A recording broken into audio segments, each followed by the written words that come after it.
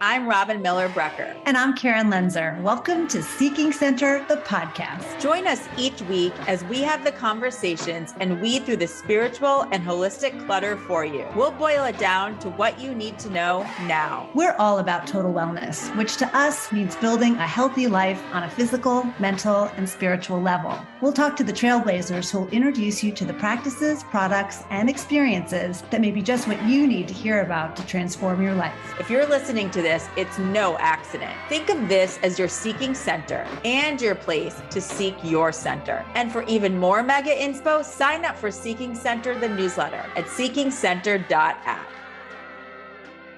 We've had the privilege of knowing Jaymi Bauer for quite some time. Some people call her a marketing mystic. She has led marketing for a huge range of brands, including Xbox and its portfolio of games, and Gaia, the conscious media platform.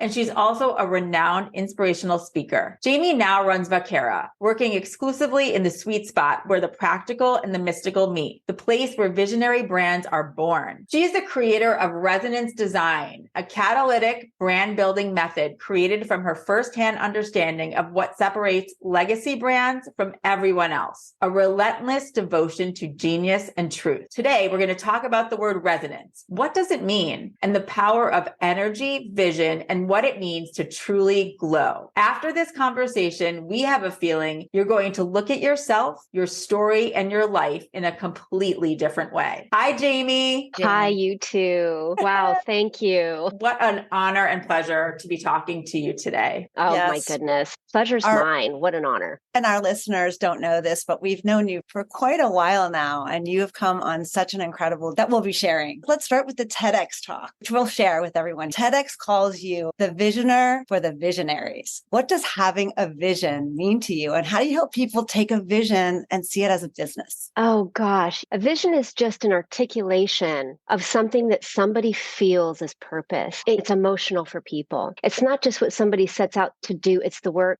that they've been born to do. It's what you're compelled to do. And putting it into a vision is literally just giving it words. And the reason I do this with businesses is it's fine to do things that are transactional in the world. It's great to make products and services that people just need, but those who are called to do something extraordinary. And often they've had some version of the calling their entire lives, and they can go back to their earliest memories. And I can actually see threads through their story, literally from their earliest years when they start to recount them into who they are today, coupling just, wow, I've got this purpose, but then I'm also blessed with this genius. And if I could combine those two, look what can happen in the world. And that is vision. That's what I work to help people articulate. And the way that you just articulated that spoke to my soul. And the words that you just used about being compelled to do something. Karen was, when we were in a meeting earlier, she was saying how we have this vision and I can't stop myself. I don't have a plan B because I can't see anything else. And so the way you just articulated all of that speaks true to, I know, my soul and my heart. And Karen too.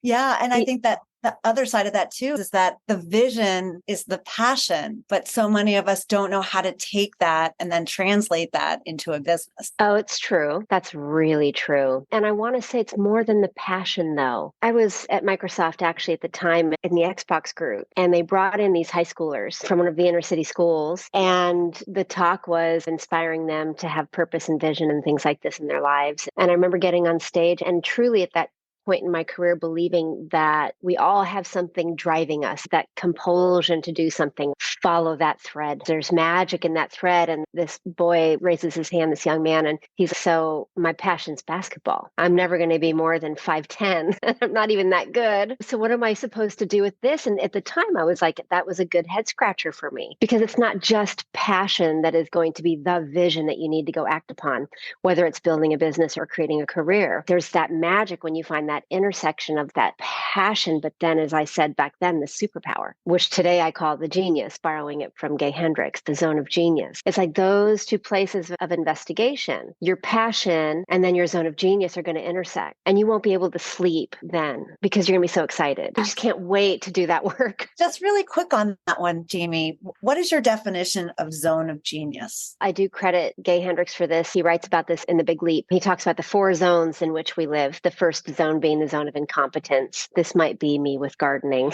For some reason, I'm just not able to create the beautiful garden I wish to create. Then there's a zone of competence, and that might be me with cooking. Like, I won't kill anybody, and sometimes it tastes okay, but you're going to get the food that you need to eat. And then there's a zone of excellence, and this is where we build our careers. We're really good at something. We get a job doing it. We excel. We get raises. We get promotions. We get stock options. Otherwise, all of that is known as golden handcuffs, because one day you wake up and you're stressed beyond belief and you're empty and you're wondering, how did I get in here? How do I get out? How can I possibly get out? I have a mortgage. Look at this mortgage. Look at these cars. Look at this college tuition that I'm looking at. And you can't leave the zone of excellence. And the reason I talk about that is because us getting stuck is there's a zone on top of it called the zone of genius.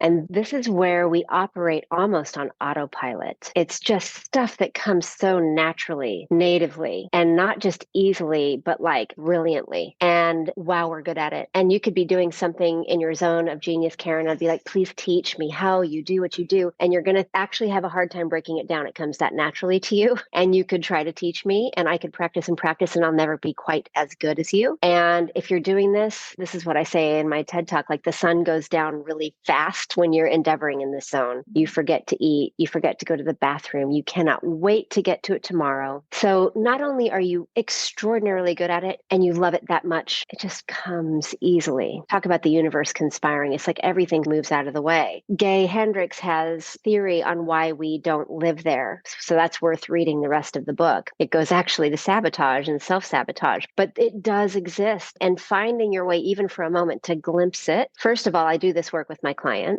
When they glimpse their genius, and I don't know if this happened when I said this to you, Karen, when you're doing that, if you could even feel yourself click into that, it just feels really incredible. And so that's where the glow starts to come back. It's like, that ease and that brilliance. It feels nice to be that good at something, right? It feels that good, that nice to be extraordinary at something and to love something that much. It takes a little bit of work to come back to it, but even a glimpse is incredibly powerful. And then you match that with, wow, purpose or passion. I am so passionate about the environment, let's say. And boy, I have this genius for math and computing and making things work. It probably makes sense that my vision is going to put me somewhere in the sweet spot of green tech, let's say. So it's a little bit mathematical, but it's a lot of heart, head and heart. And actually that leads to talking about the term that people use to describe you, which is marketing mystic, and even some of the words and the terms that you've already used. Let's talk about energy and adding that to the mix. How would you explain energy to people listening? And can you recall being in touch with energy or intuition as you were growing up? I reference this in my talk too. Nikola Tesla says, if you want to find the secrets of the universe, think in terms of energy, frequency, and vibration. And Einstein says everything is energy, including us. Everything is energy. We know this before we have words even. We're drawn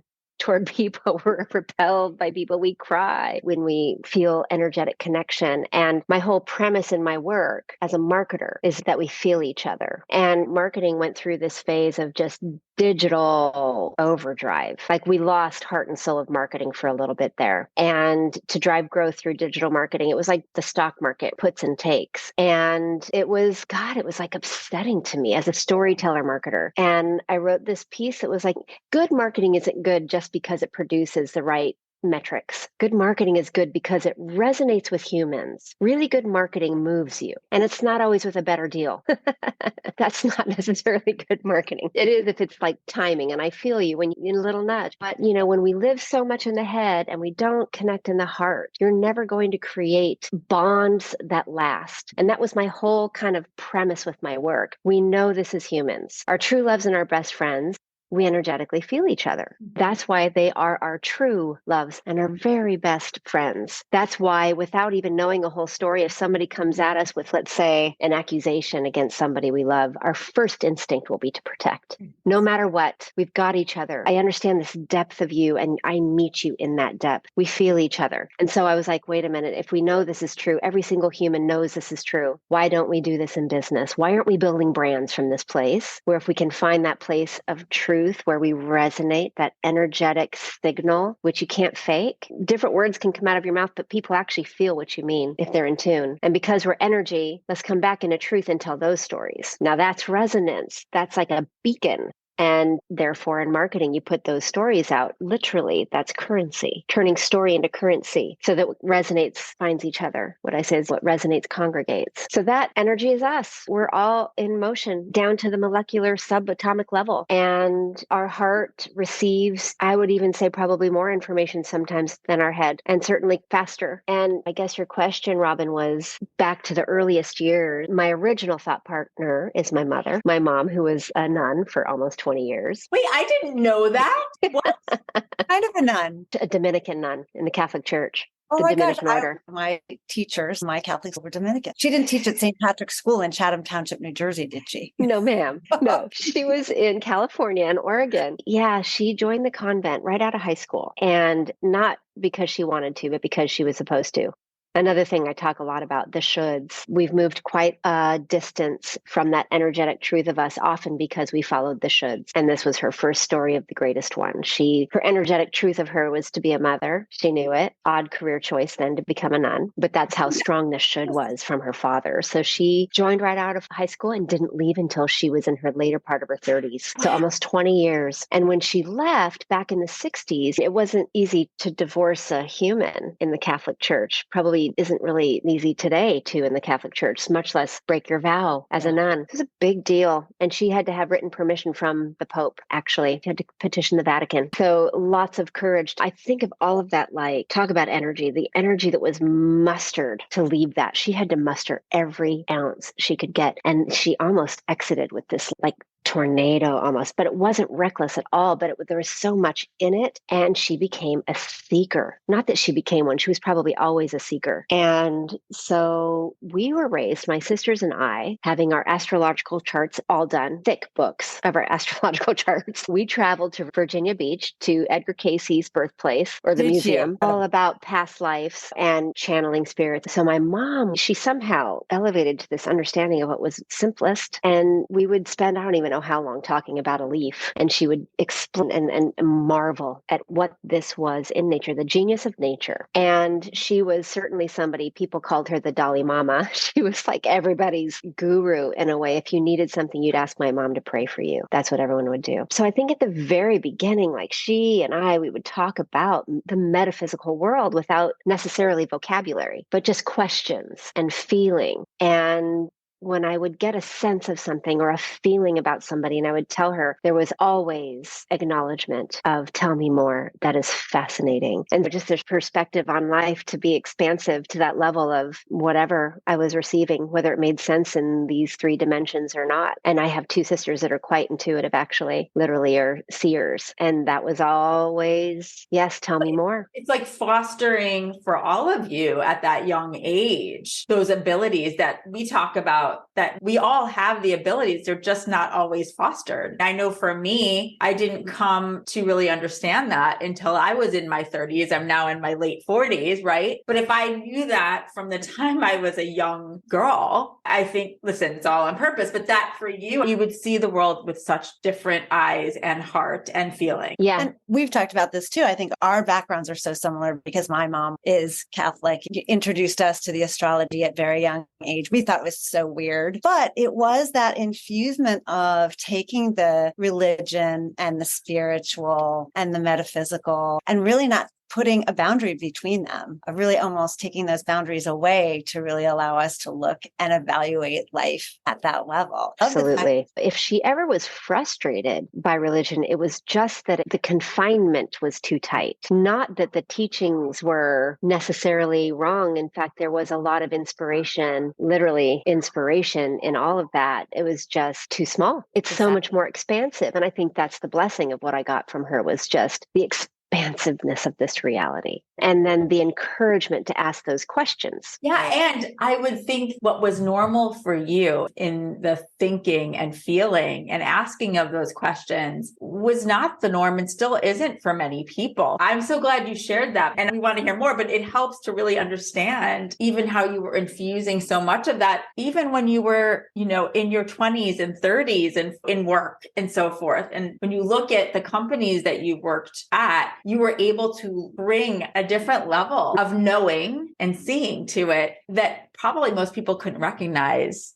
where that. Yeah, no, it's very true. I look back at my career and I have had a lot of young people say, how did you do it? How did you get into Xbox? How did you get into video gaming? And then, Gaia, if you follow Gaia, it's so exciting that I was the CMO there. And I would come up with the same answer every time. And I began to preface it by, I am so sorry to give you such an uninteresting response to your question of how did I get here? Because one, I worked really hard and I did a really good job. But two, I saw the obvious. And that was so unsatisfying. People want to know that you saw the unobvious. They want to know that you saw the one thing that had to take all these calculations that no one was able to actually do until they understood the math. And I'm like, no, I saw the obvious. And I think a big example of that is, so I led the launch of Xbox 360 into the US channel. And when we did that, so the first Xbox was that big black bulky console. And it was Microsoft's first up at bat, to take a swing. And we did okay. But we were third in the race of three at the end of that generation behind Sony and Nintendo. So Xbox 360 is going to come out. And they picked a person out of each discipline and took us away 2 years ahead of the launch. We'd shut all the blinds and the windows, even internal meetings were very quiet. And I had to build this playbook for launching this thing. And toward the end of the very, very secret time, I went to my boss, who's two above me, because he was the only other one who could know what was going on. And I said, hey, Bill, when we go to sell this in to Best Buy or Walmart, these big, huge retailers, Target, I want to show them a better way to do Sony first. And then I want to show them a better way to do Nintendo. And then I'll show them Xbox. And he's, what? And I said, Bill, they're doing it wrong. All of them have it wrong. And the only reason they're possibly going to hear someone tell them that is for me to show them how the competition will be better, just to show that I'm not just after our own win here. And back then, you guys, I don't know if you're video gamers or had any in your lives and you had to go shopping for them. But back then, you'd go to Walmart and you'd look for video games and those little DVDs, and there would be a huge run, 24 feet of locked glass cases, all the games, Sony, Nintendo next to Xbox. That's right. And then if you wanted a controller or you wanted to go get the console itself, you had to go to another aisle. And then if you wanted to try the game for that platform, you'd have to go find where that interactive end cap was. And I said, Bill, look at how many steps they're making people take. So video game consoles are like razor blades. You lose money on the razor, you make money on the blades. Same with the console. You lose money on the console, you make money on what you attach. And I said, for somebody who cares about attaching, you're making people work too hard. So here's what Sony needs to look like. The entire 24-foot run should be Sony. All their games next to the accessories right there, the consoles right there, and the interactive displays right in the middle. I have to walk 2 steps compared to 22. And so I took in literally these, back then it was foam core with these glossy presentations. And I showed them this gorgeous Sony and they were so confused. Who are we meeting with? Oh, this is Microsoft. And so I showed them, I think you need to reset. And across the board, the video game category reset, millions and millions of dollars of completely changing out cases. And it was a big deal. And Xbox was made category captain for the entire generation. And that was the generation that we came out and went from 3 to, I think we were number 1. If not, we were very close. And everyone thought it was so genius. And I'm like, that was obvious. Saw the obvious. Wow. That's incredible. So yeah, does it go back to seeing and marketing and listening and understanding if you understand energy, I think you understand what matters most. That was a big thing I still use in my work today. What matters most? If what matters most is that Seeking Center helps people connect with others, either in story or relation,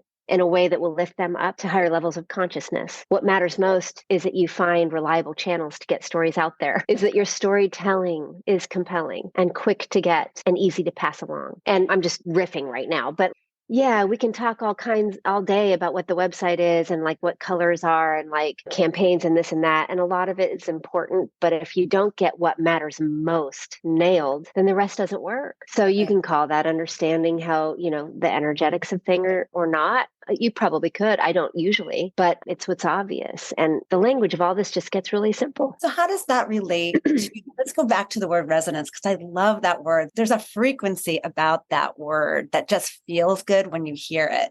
How does that translate back to this idea of understanding energy and frequency and vibration? And then really translating that from a corporate perspective, I'm trying to think, how does that relate to a product? And how do you get the consumer to resonate with that product? So resonance is a term in physics, right, that refers to, and I'll botch it, I apologize to anybody who actually is a physicist, but sound waves, energy waves, there is a vibration to them. And when you have one object in vibration that meets another in the same vibration, they resonate. So if you've ever seen a tuning fork, there's a video on YouTube that I love. It's a tuning fork with a ping pong ball right next to it. And the tuning fork is like 440 hertz, let's say. And this tuning fork over here is 430. And the guy is pounding it with a mallet and nothing is happening. There's no movement on the ping pong ball that's resting against the first one. But once he takes another tuning fork at 440 and he barely taps it, this tuning fork vibrates and the ping pong ball starts to move.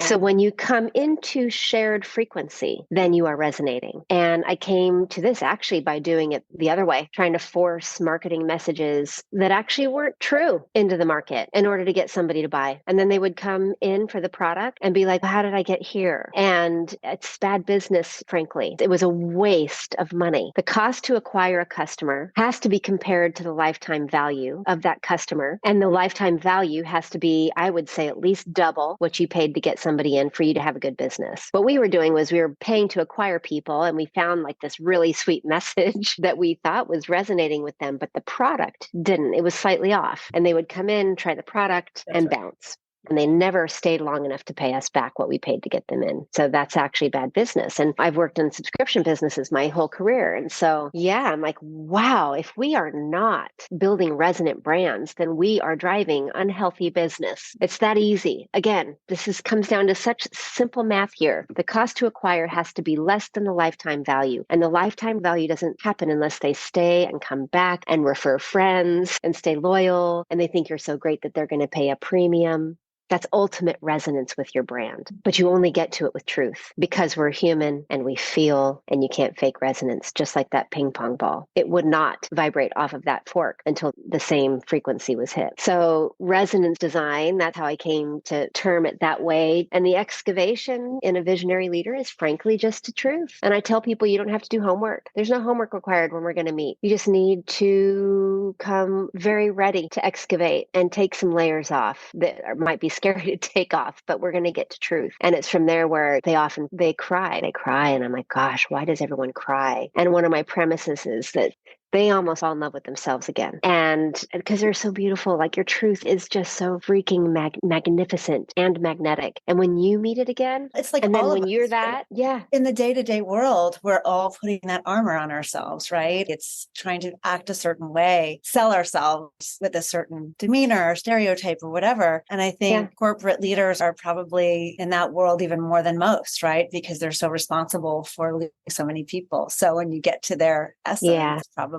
a relief. Yeah. One of the most difficult things for a corporate leader to have is a shareholder, a board, investors, and of course, customers. And they're all blessings too. But if you find the ones who don't really resonate with your truth, they want you to be something else in order to be funded, or in order to buy your product, in order to give you advice, then you really are putting on a facade and keeping up with it. It's exhausting. Yeah. And in my example in marketing, it's very expensive. It's the piece that people have made. It's where they find themselves with those golden handcuffs. Wow, I'm not happy, but I make a lot of money and I don't know how whatever. And this is my personal vision, is to help everybody, not just brands and business. I just like brands and business because they have scale impact. And if I can get resonant leaders back in touch with that magnetic truth, and that person builds a business of those people out to customers who also resonate with them, and they're doing important work in the world, that's scale for big ideas. So that's my vision, is to unlock that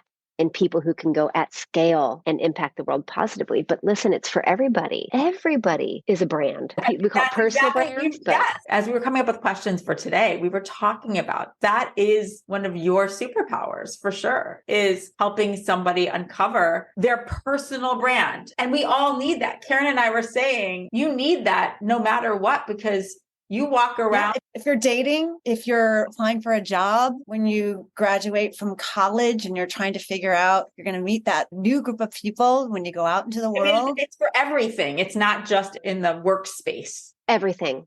And when you're back in that signal, which again, genius, Yes. It's amazing. You are, we'll get to glow, but like literally you're glowing. You are attractive. As you jump to glow, one question I didn't ask was, because I wonder if there's anyone listening thinking, I don't have that genius level. What if that doesn't apply to me? What would you say to that? Oh, it does. You do. I guarantee you. And this is where I think it's just really good questions that get to it. It could literally be, I had one client who incredibly intelligent and always top of her class. And it's tough to be there because you're supposed to be perfect, right? And so she was extra hard on herself saying, I have genius. Are you kidding? There is no genius here because nothing's ever good enough. And you could see all the places that she actually had endeavored and done extraordinarily well. But as I listened to her, and she was telling me about a job she had at a veterinary clinic, and she turned out to be the one that everyone would say, this family's putting their dog down today, so you need to go sit with them. And she would tell me she would sit with them, and often just in silence, and let them have their moment of grief.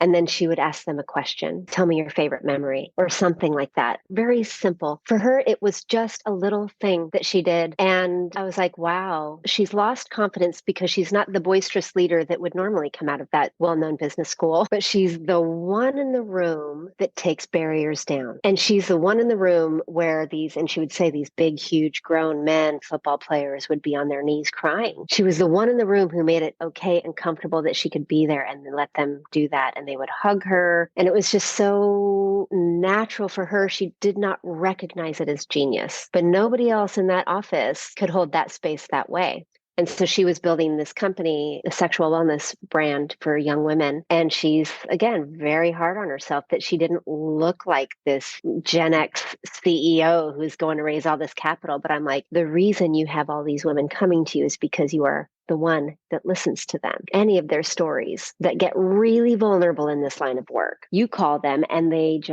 so that's genius. So we all have it. We just don't recognize it because it's so natural. It's so easy and sometimes subtle. And it takes somebody from the outside saying, oh, nobody else could do that. I love that you explain that, because I think when you use that word genius, so many people automatically step back and go, you're right. Yeah. Automatically sign themselves out of that. But you're right. We all have that one thing that makes us unique and special that no one else can do. And I love that you see that. Let's I love talk seeing about it. what GLOW stands for then. Oh, GLOW was a gift. It just appeared for me one day. It stands for genius, light, and original wisdom. And it came to me after a day of mountain biking in Vail, and it was epic. It was something that pushed my edge and so got my adrenaline and my fear going, but it was, we did it, came down. And we were sitting at a bar, my partner and I, and had just left the bike shop where the guy who rented us the bike and took it back just wanted to hear everything that we had done. And he was like so amped up. And we sat at this bar, and all the townies who work at these restaurants, I'm like, look at them. They all have a thing, don't they? Like they're all lit up. And you don't live in Vail because that's where you were born and raised. You live in Vail because you chose to live in Vail. Like you're there to ski, to bike, to fish, something, but you chose to live there. And then I would look around at some of the people who were visiting, and they had nothing even close to the GLOW on their cell phones, like maybe trying to shake off a little of the stress, trying to settle into their vacation. And I'm like, wow, what I'm so impressed to be seeing right now, people who choose this light. And I said to my partner, I think it's something we're all born into. It's almost like I could see us like Star Trek down in that column of light. And it's before we know we're supposed to do anything but love life or just follow joy. And we are literally glowing. Have you ever heard a baby laugh and seen anybody around that cannot also laugh? It's contagious. It's just so native. And then we get pulled, like somebody's going to pull this arm to the left because I should. To be a good girl, I should do that. Or to be a good girl, I should never do that. Oh, I should graduate from a really good school. I should get good grades. I should be a Girl Scout. I should marry him. He's so nice. All the shoulds. I should take that job. Or a lot of people that I know, I should be a doctor because I come from a line of them. And pretty soon we're pulled so far out of this column of glorious golden, white, whatever pink light that I can envision. And we've lost it. And my work is to bring it back into this genius, this light, and this original wisdom. And so if I can explain a little bit of where original wisdom and light come from, I've explained genius. When I take leaders through the resonance design immersion that people call the brand seance, we get deep. We go deep. Sorry, I just had a laugh when I heard that. We're excited to go through this with you, by the way. Yeah, the brand seance. Somebody called it a brand seance. And it's true because I live in Boulder. So if you come visit me and we go through resonance design, we're going to start on a trail. We're going to get our feet on the earth. We're going to get as close to the mother as we can and just tap in. And then it's coming back into the current of you. You have to find your pulse. That's your current. That's the current that's been beating since you were in the womb. And that's the current that will beat until it stops. And so you have to come into this recognition of this finite experience you're going to have in this body. And I ask you to invite 2 people to sit with you in your mind's eye for this session. And the first person is your very young you. Before the world told you who you should be, you were somebody. And who was she? Was she like 3, 4 years old, maybe? Eyes closed, I have you imagine playing and you're watching her. You're watching little Robin, you're watching little Karen. And what's she wearing? Are her knees all skinned up? Is she barefoot? Does she have shoes on? Is she painting with her fingers? Is she just sitting in a ray of light? What is it? And I have you do this long enough to where you really, literally, I'm looking at Karen right now. It's just this, yes, I'm remembering now. Original joy before the shoulds. And a lot of times it has to do with nature. Someone's climbing a tree or something and fingernails under the dirt. I just have to say, I'm literally on the beach. My mom used to say, I used to just frolic up and down like a little sandpiper. I would chase the waves back in.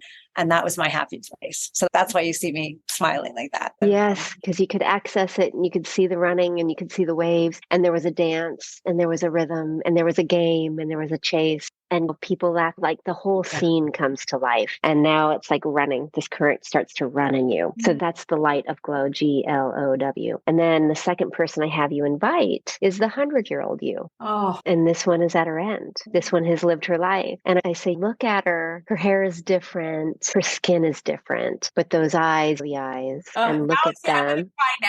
I'm going to cry now.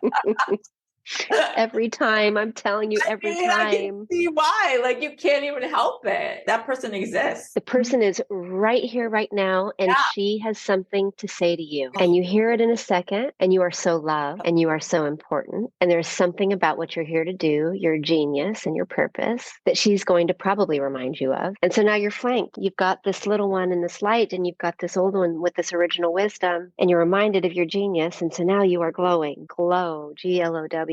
And again, this is just simple and obvious, nothing like literally genius about this. When people glow, they are attractive, they are magnetic. Oh. And when I get people back into this glow, I tell them, I'm like, just you wait. That next meeting, they're going to want it to go longer. Oh. Just you wait, let go of the reins. The right one's coming, the right thing. Like you're now literally just attractive. You're like magnetic because that's how we work somehow. The moths to the flame. Yeah. Yeah. And people see it in you and you bring that out in them. It's the thing that attracts them to you. Talk about you being in your genius. For you to honor what you downloaded, you glow, and you have been glowing for quite some time now. Karen and I remark because we've seen you over many years now and transition from working at a corporate job and creating all of this, and how your glow continues to just shine brighter. You're in your genius now. You're working on that level. You attract that into your life, back to the vibration and the energetic frequency that we're on. The law of attraction. Yes. Yeah. And I will give you this. It's hard. It's so not easy. Letting go of the shoulds was one of the hardest things I've ever done, and I still have to do it every day. It's been insanely hard, and people think you're crazy, really, truly, because now you start to do things that are against convention. The shoulds are convention. I say this in the TED Talk, I say that being different is actually dangerous in our species' existence. If you stray from the herd, you are easy prey. To stop people from doing that, though, don't you think when you say the word should, you immediately feel a shift in frequency? Immediately. Right? The should frequency is not the I want or I am. No. It's immediately different. Yeah, it is constrained. And it's like an ill-fitting shoe sometimes, maybe all the time. I don't know. Good luck walking very far or very fast, or even, let's say, just doing cartwheels and skipping. That's much more interesting as a life than walking gingerly. But fear will keep you in the shoulds. Yes. Absolutely. Yeah. It's hard though. It'll keep you in the shoulds to stop doing it, which is what I did. I had to leap. I didn't see the net, for sure didn't see it, much less measure the distance of the fall or like how much weight it could hold. Like none of that. And looking back now, it's funny that you guys reference going back a few years. I can see every risk I took as the thread that makes sense in my tapestry, or I guess the tapestry is actually a net. I just had to trust. And I've heard this, you guys have heard this, we've all heard it, jump and the net will appear. And it's, yeah, you do it first. Right. It's just not easy. But when you do come across what your genius is, I do think mine is seeing people. Mine is visioning for visionaries, and mine is seeing the genius in both of you. I love it. It's so easy for me. I get so excited. It doesn't feel like much because all I'm doing is what I've always done, which is just see, oh my gosh, wow, you are good at that. Ooh, look at you light up when you talk about that. Oh my gosh, now look at everything falling in your lap. And so that's what I get to do. But the best part of it is then you see it in you. And then that's the game changer when you see it in you. And how can somebody listening right now, what can they ask themselves to start to see their glow? I would do the exercise even by yourself. Somebody came up to me after the TED Talk in the auditorium and he waited, bless his heart, he waited. He was the last one I talked to. And he said, thank you. I got it. I said, what did you get? He said, my old one. He said, I work in sound design and tech and all that kind of stuff and concerts. And I'm on the technical side of making shows work and everything. But my old one just told me I need to be on the stage. And he's right. Again, simple. He's making money, doing all the sound design and producing. And who makes money anyway as a musician these days? But he was standing so tall because he, in that instant, when I was just on doing my TED Talk and talking about this thing very quickly, he let it in. And there it was. And now that's just the start. Of course, there's a lot of work that needs to be done for him to actually make this happen. But home, I think anybody can sit and close your eyes and imagine your littlest self playing before you knew should, and sit and invite your 100-year-old self to sit with you and just listen and write it down. It's simple. And explore the zone of genius. What is it that everyone's, oh, you need that? Go ask. Oh, you always do this so well. Or you're the one I come to when I need. And what is it when people come to you and they need it and you're like, oh, yes, no problem. I'm happy to. There's no friction on that answer. Yes. So these are just 3, I guess you could say data points, but 3 pieces of information that triangulate around your glow. And pay attention and be generous with yourself there. Feed yourself well there. Indulge yourself well there. And then watch what happens. My bet is things are going to start to go your way. My bet is you're going to become very attractive for the right things in your life and the right people. And this is going to sound a little jarring. I've always thought I had to put a disclaimer on my work. Be careful. If you go here, things might fall apart, but they're the things that aren't aligned. Yeah. It could be a relationship. It could be a job. Because you're becoming your most authentic self. And you haven't been living in that place, then those other things do need to change. Yeah. And you're probably letting go of a lot of your should. You're letting go of the shoulds. And that's where I just want to acknowledge it's hard. I love that you actually have said that, because we're not saying any of this is easy. Some people may say, just attract it in. Yes, you can help attract it in, but it doesn't mean that other part of it isn't difficult. Yeah, absolutely. And we have good muscle memory. Our muscles know how to hang on to what's safe, and letting go is our muscles are sometimes going to want to just grab it right back. That's okay. At that point, you just have to be gentle on yourself. And that's why I say it's hard so many times. It's going to be hard, and it's okay if it's not easy. And even if you can, to your point, Jaymi, take it slowly and just recognize one thing. It doesn't have to be a whole transformation into a whole different way of being. But so many people can't even see that one little thing. So many of us think it has to be a big thing, has to be a genius of a different level of being smart. Yeah. And I think that example that you used of the woman who was able to hold space for people, she couldn't even recognize that in itself is genius. We built the whole brand around her. It was so beautiful. It was wings. It was gorgeous. I promise everyone listening, you have genius in you, and you absolutely were born with extraordinary light, which also exists right now. And the wisdom that lives in you from the end of your days to the beginning of your time is also right here. That exercise is genius. And I can't wait to do it. One of the things that I know I'm doing on a daily basis is I'm listening to something that I've recorded, what I believe will be where I am in a few years. Just more of like, what does my day-to-day look like? Not exactly what I'm doing, but how does it feel? And I was saying to Karen that it feels to me when I listen to it every day. It is that person from 3 years from now. It is me talking to me. And it has totally, I believe, helped my own frequency and my own energy. And I believe in what you're talking about with that 100-year-old self and what she's telling me. Now I'm going to do the same thing so that I'll be listening to my 100-year-old self. Yeah, she knows a thing or two. She does. And it really feels, because we're so tied to this linear timeline, that it is coming from the future, but it's really coming from the now. It's coming from the now. Yeah. Fenza gave me the best articulation or image possible for this. Understanding that quantum field is our continuum of time is usually this sort of flat horizontal past, present, future on the horizontal. And he took that same line and just pivoted it on the vertical. And now all that it is, past, present, future, is vibrational. And the higher your vibration, the more you're able to access all of it. That helped me so much. Yeah, I love that way of looking at it. Just that image in itself, it changes everything. It's all now. It's just where are you vibrating in order to access past, present, future. Robin and I were talking about this the other day too, about how frequency is like music. It's palpable. So when you're in a group of people, you know who your people are because of how you feel in their presence. So you know that you're on that same frequency when it's, oh, I just love talking to that person versus, oh, are they judging me? Do they see me?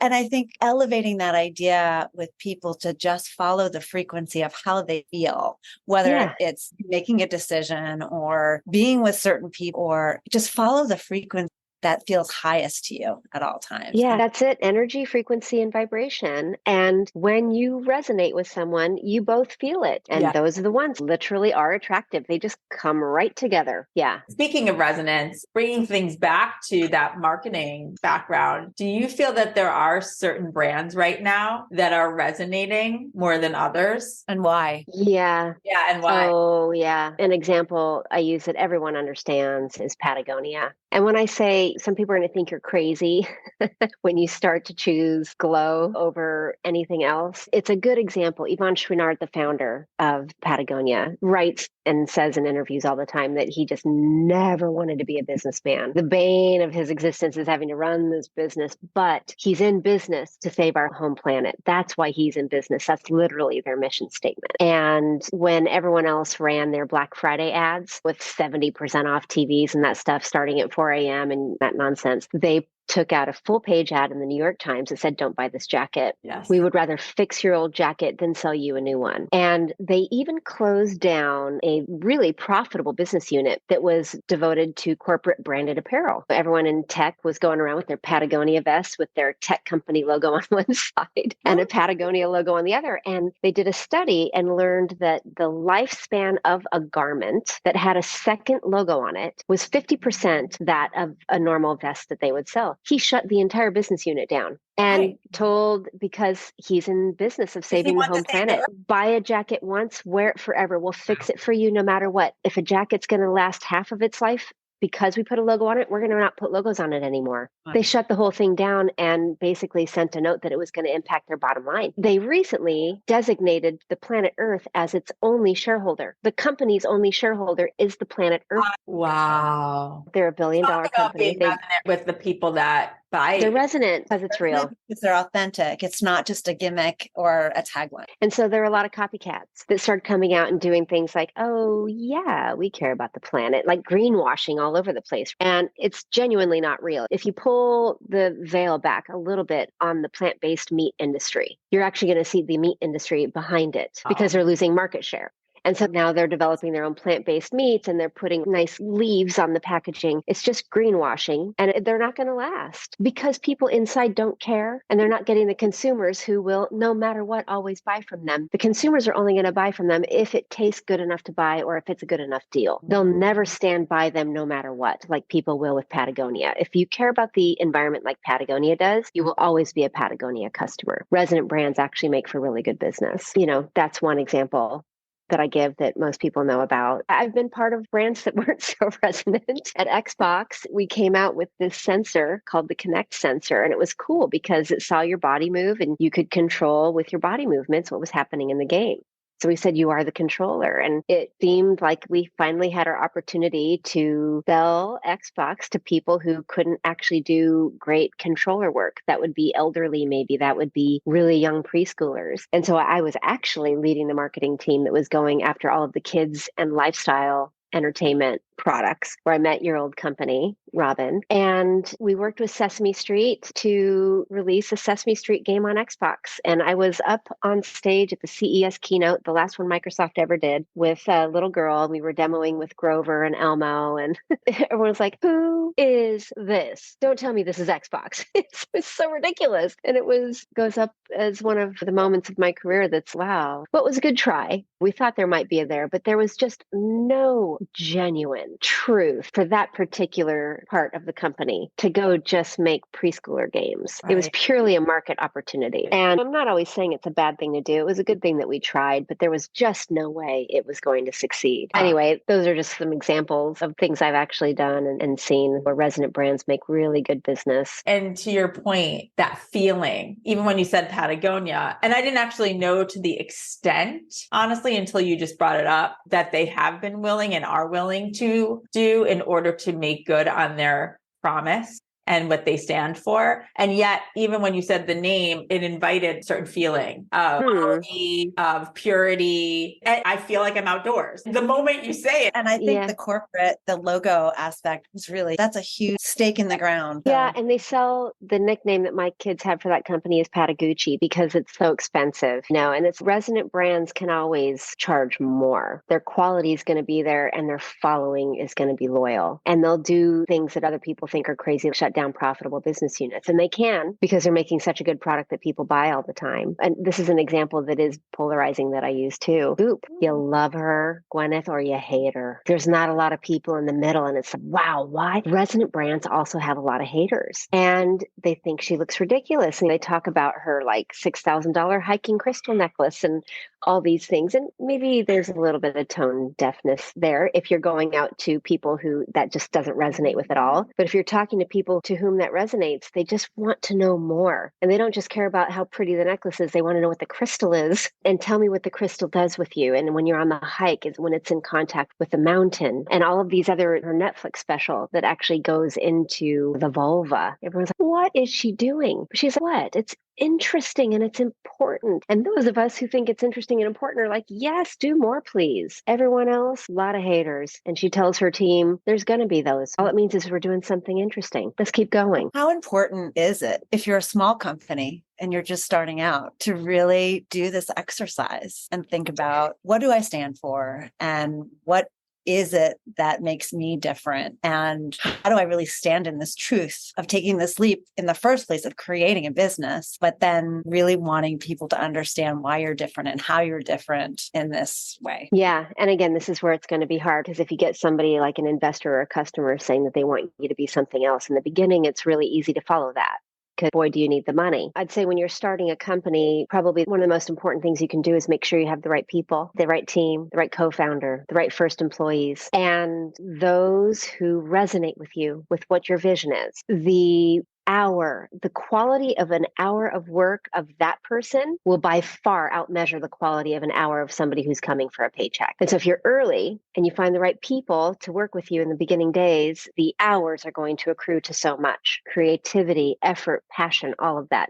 The juice that's extraordinary. And then, of course, the product, really making sure we call it product market fit. The first thing is product vision fit. Like, really, is this the thing? Is this good enough to do what I want it to do? Is it just passable and I'm trying to sell it because I need money? Maybe a little bit of forgiveness sometimes to do what you need to do to keep lights on.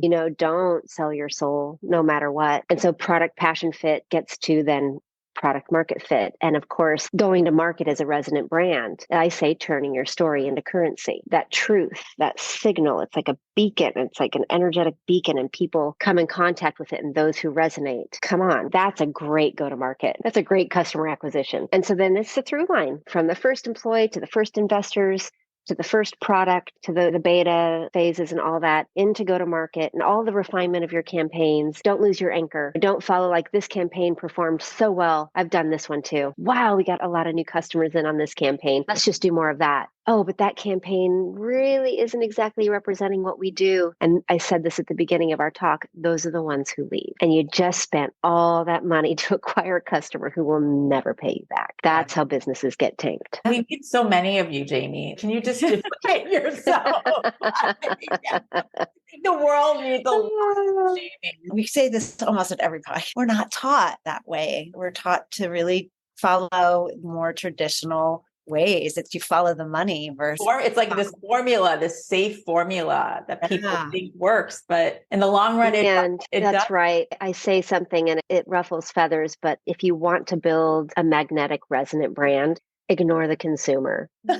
And that is marketing sacrilege. Everyone laughs because they're like, are you kidding? I thought we were supposed to be obsessed with the consumer. And yes, when you're going to market research is really important. But when you're building a brand, ignore it. They don't know what your magnet is. Your magnet's in you. Stop looking out there and start looking in here. So true. Because you're going to find your people. You're going to find your people. And if you're just going to build a brand in the image of what people say they want you to be, well, and that's the facade. That's right. And I know we're wrapping things up in a sec, but I'll just say that like on the journey that Karen and I have been on over these past several years, and in trying to communicate our vision to investors who don't come from this way of thinking at all, it's nearly impossible. And because we have such an anchor into what our vision is, and maybe not exactly how it plays out, but the vision, and we're very solid in that. We are not willing to just change it because someone will give us the money. And people do look at us like we are crazy, not just because of our idea,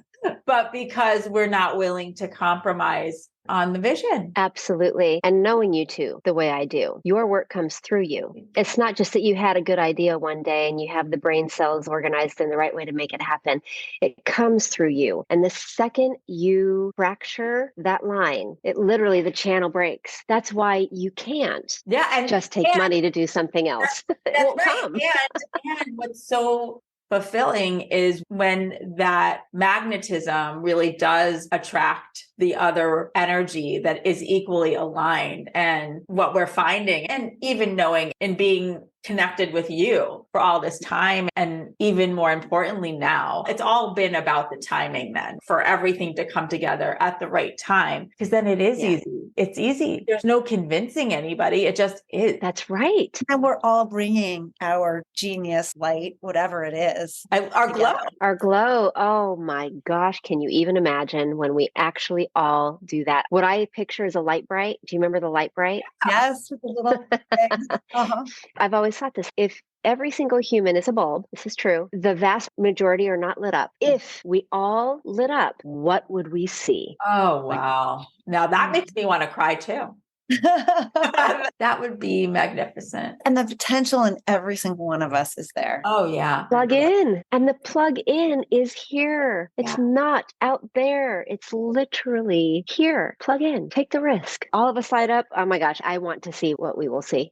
I think it's the answer. It would be like, wow. Everyone needs to watch your TED Talk, which is up on jaymibauer.com, which is JAYMIBAUER.com. mom, and take the time to listen and watch you and talk about vision and resonance and glow and really help them. And hopefully today it will start the process, but really then continue that process of digging into their truest self and lighting up. And lighting up. That's it. That's all we got to do, people. Like literally, we have a measured number of breaths to take. And while we take them, if we aren't endeavoring to glow, it's gone. That's it. That's all we got to do. That's the Howard Thurman quote that I end the TED Talk on. Don't ask what the world needs. Ask what makes you come alive and go do that. Because what the world needs are more people who have come alive. Oh, wow. Thank you for being in your glow. Thank you for sharing all of this. And for everyone listening too, you can also work with Jaymi by visiting jaymibauer.com. You can connect with her there. Yes. And we encourage as many people as possible to be reaching out. Thank you. Oh, I so this, appreciate you. We Thank appreciate you. We appreciate you. Thank you. Thank you, Jaymi. My pleasure.